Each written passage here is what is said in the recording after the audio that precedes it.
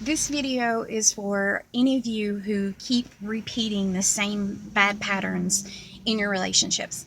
And some of them you did not choose for them to have them at all. Some of them can be family members, and it can be a thing, a pattern that begins from the time you're very, very young.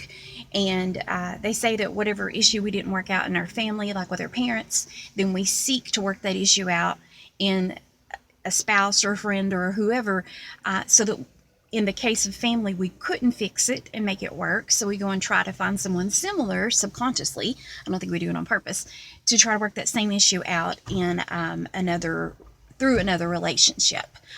So you might find yourself in bad patterns, bad relationship patterns because of this. And you may find yourself thinking, why does this keep happening to me? Why do I keep encountering this? Why do I always end up with these people in my life who keep doing the same harmful things to me and hurting me in the way that they are? You might not be able to prevent what they're doing, but once you're encountering that pattern, you can control how you respond to it. And that's what I'm learning. And so I've encountered a situation, which is a pattern in my life where I'm getting hurt in certain ways. And I feel like I kind of am misunderstood because of a person in my life. And it reflects badly on me because what is done in private and isolation, but how I respond or how I appear is open and upfront because I'm authentic and open. Um, so sometimes when you're being manipulated, or you're dealing with someone narcissistic, you look crazy and you look bad, but they're so good at being charming and in person themselves that their persona makes them look like they're a delight.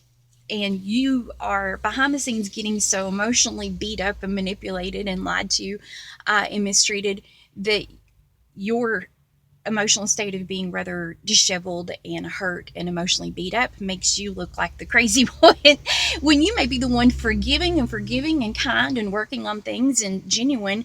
But often cases, even in cases with abusive marriages and things, the man will be a charmer, and people think, oh, I never would have expected him to have done anything bad, and they'll defend him because the public persona is so strategic and so fake, so that when the time comes that they are accused, they'll have so many people on their side saying, oh, he would never do that. That's not, he's such a nice guy. He gives to charity, he volunteers. It can't be him. But that's a very plotted and planned and purposeful thing that people do when they know that behind the scenes they're actually being really abusive and destructive and narcissistic. It's part of the whole pattern. You can look it up. I'd advise you to look it up if you've not, if you've had these patterns in your life and you don't understand them, research them. But I've been on that again where I'm like, I'm so hurt. I want these people to understand me and I want them to know. Well, if you go try to explain and defend yourself, it makes you look like you're harsh and judgmental and critical. Uh, and then you just look worse. So you're just really kind of isolated in your pain. Um, and it's really frustrating, and you want to come to your own defense. But I was praying about it today, and God said, let me speak up for you. Let me be your defense. It may not be in your time, it may not be in your way, but He gave me a lot of scripture to remind me of why that's important, and to remind me that Jesus himself encountered so much criticism. But it says that even in Isaiah, when it's prophesying about Jesus and what he's going to go through to be portrayed on the cross, it's not just the pain he went through. He was ridiculed and humiliated and questioned and treated like a liar and a fake and a farce. And it says he opened not his mouth, like a sheep going before the shears. He remained silent. He didn't defend himself. Sometimes we're supposed to be like Jesus in that and not defend ourselves and know that God will make up for it.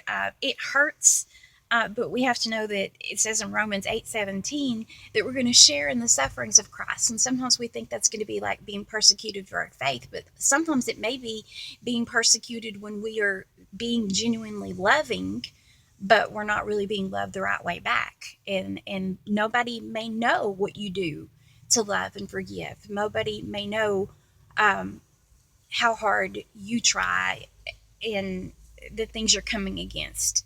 You may look like the bad guy when you're the innocent one, and that's going to happen. And that's part of how we share in the sufferings of Christ.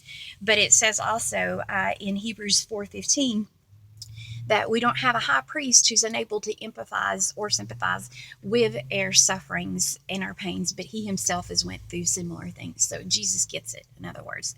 That helps me. I mean, it's the whole premise behind why support groups work out well for people. Just to say, hey, I've been there, I get it. There's something so healing in knowing that. And that always blesses me to know that if no one else understands, Jesus does. And, God didn't have to send his son to suffer and live a human life. He didn't have to come off his throne. He didn't have to come out of heaven to go through the things that we go through and suffer the way we do. And he did it willingly because he wanted to be able to lick at us, or I guess not really lick at us.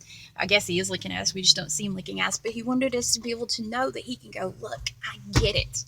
I get it. And when you're hurting, there's nothing like having someone who can say, I've been there. I get it. So that blesses me every time I hear that.